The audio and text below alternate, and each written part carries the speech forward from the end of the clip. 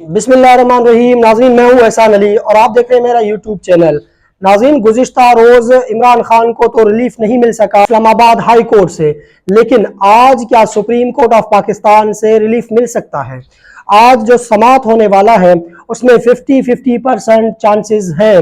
50% ये चांस है कि हो सकता है कि सुप्रीम कोर्ट ऑफ पाकिस्तान इसको खारिज कर दे, और फिर 50% ये चांस है कि हो सकता है सुप्रीम कोर्ट ऑफ पाकिस्तान ये फैसला दे कि इस केस में जो सज़ा सुनाई गई है उस अदालत का तो दायरा इख्तियार ही नहीं।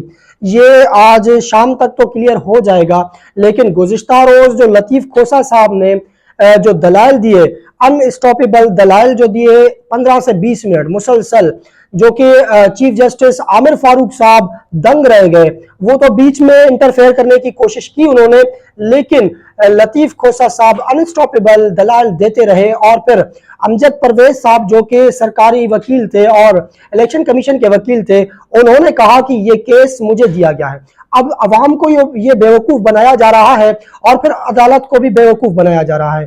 नाज़रीन, अगर पीछे हम तारीख में जाते हैं तो इस केस में वकील कौन था? अमजद परवेज साहब थे, जिस केस में सजा सुनाई गई।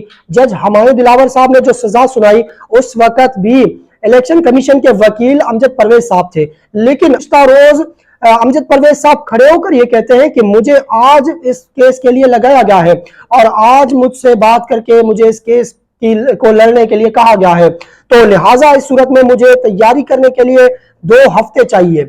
इस पर जैसे ही जजेस आपस में मुशावरत करने के बाद उन्होंने कहा कि ठीक है, आपको कुछ वक्त देते हैं।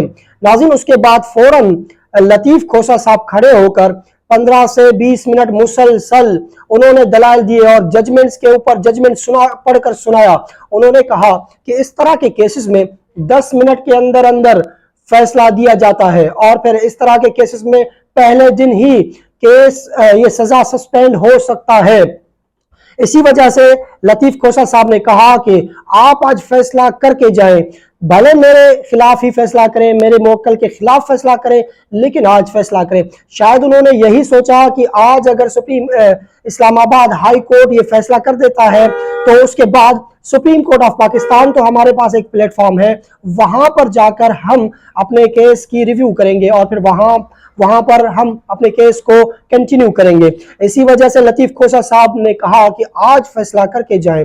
नाज़रीन, उसके बाद आपको बताएं कि लतीफ़ खोसा साहब ने गुज़िश्ता रोज जो अटक सेशन जज हैं, जिन्होंने छापा मारकर वहां पर एक रिपोर्ट शाया किया कि इमरान खान के कमरे में जो वॉशरूम बनी हुई है वो उसके दीवार 2 फुट के हैं और फिर कैमरे जो लगे हुए हैं वो 6 फुट की हाइट पर लगे हुए हैं।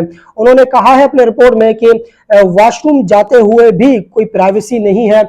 लिहाजा इसी वजह से लतीफ़ खोसा साहब ने उस डॉक्यूमेंट्री को उस जजमेंट के साथ लगाकर इस्लामाबाद हाई कोर्ट के सामने पेश किया और फिर उन्होंने कहा कि क्या किसी कैदी को इतना भी प्राइवेसी हासिल नहीं कि वो वॉशरूम जा सके। इस पर जस्टिस आमिर फारूक साहब ने इस बात को छोड़कर उन्होंने कहा कि ठीक है, आप आगे चलें, और फिर गुज़िश्ता रोज इस केस को 2 दिन के लिए मुलतवी कर दिया गया, यानी कल फिर इस केस की समाअत होगी। और आज सुप्रीम कोर्ट ऑफ पाकिस्तान में इस केस के दायरा इख्तियार और जिस अदालत ने यह फैसला सुनाया उस अदालत के दायरे कार पर आज समाअत होने वाला है। इस समाअत में क्या होगा?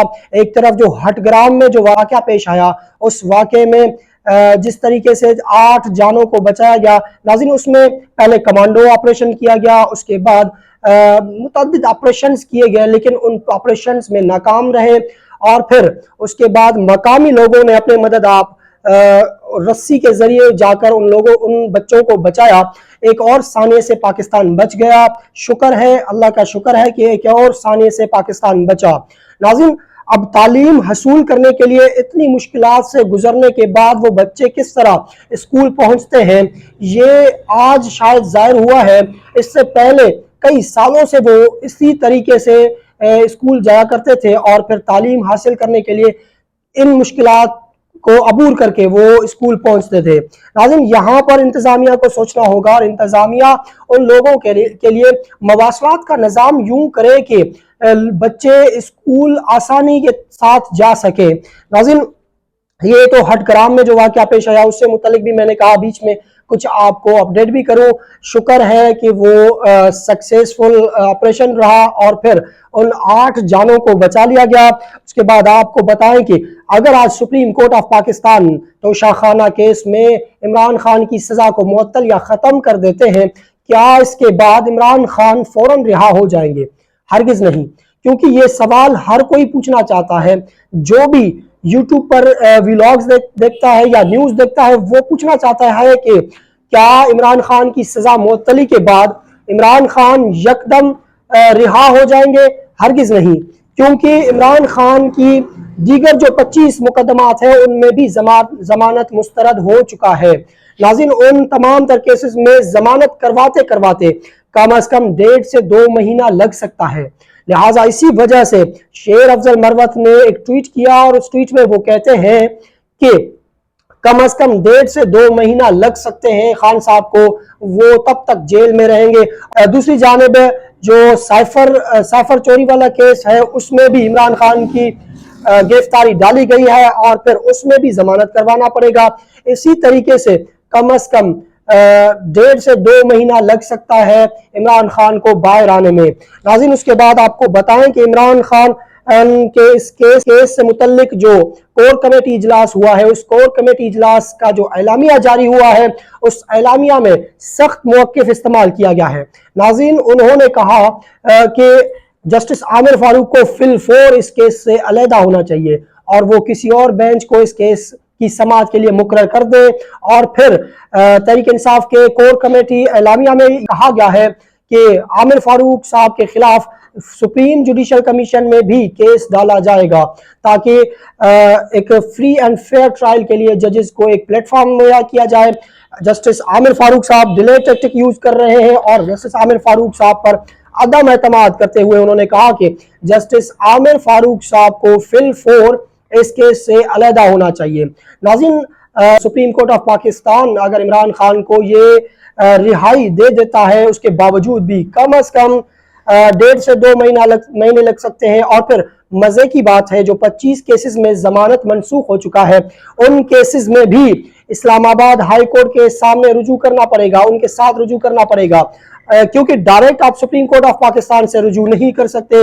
اگر آپ رجوع کریں گے تو وہاں سے بھی آپ کو کہا جائے گا پہلے آپ اسلام آباد ہائی کورٹ کے ساتھ رجوع کریں. اگر وہاں سے آپ کو انصاف نہیں ملتا تو اس صورت میں آپ سپریم کورٹ آف پاکستان آئیں. مطلب کہ پھر سے اسلام آباد ہائی کورٹ اور پھر جسٹس عامر فاروق صاحب کے سامنے پیش ہونا پڑے گا ان تمام تر کیسز میں ضمانت کے لیے. ناظرین، اب دیکھتے ہیں کہ آج کیا ہوتا ہے اور پھر آج کی مکمل جو تفصیلات ہیں وہ شام والے ویڈیو میں کے ساتھ شیئر کریں گے اور پھر آپ کو باخبر رکھیں گے. ناظرین، اب تک کے لیے اتنا ہی. اپنا اور اپنے فیملی کا خاص خیال رکھیے گا. یہ ویڈیو آپ کو پسند آیا ہو تو ہمارے یوٹیوب چینل کو سبسکرائب کرنا مت بھولیے گا. شکریہ، اللہ حافظ.